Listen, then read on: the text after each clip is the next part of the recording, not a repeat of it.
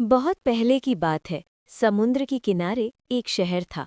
उस शहर के पास समुद्र में मीरा नाम की एक जलपरी रहती थी। हर शाम वो चट्टानों से पीछे छुपकर मछली पकड़ रहे नावों को देखती थी।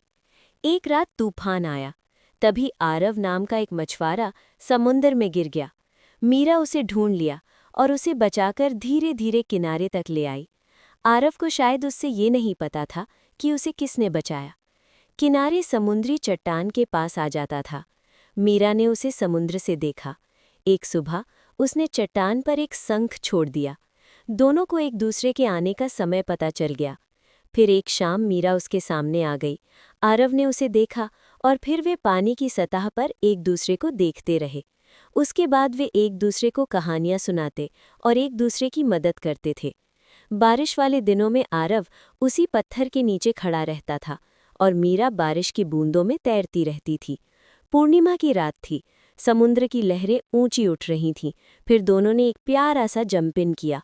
फिर मीरा पानी की सतह के नीचे गायब हो गई। अगले दिन मीरा वापस नहीं आई।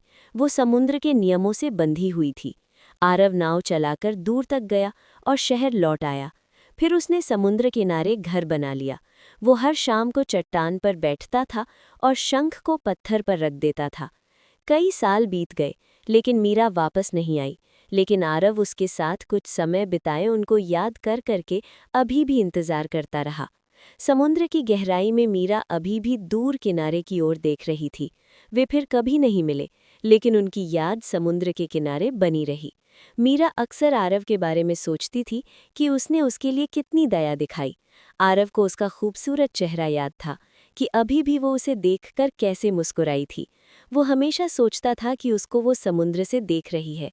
उसका प्यार लहरों की थिरन बन चुका था और रेत में याद बनकर रह गया। और इस तरह आरव और मीरा एक दूसरे के दिल में हमेशा के लिए बस गए।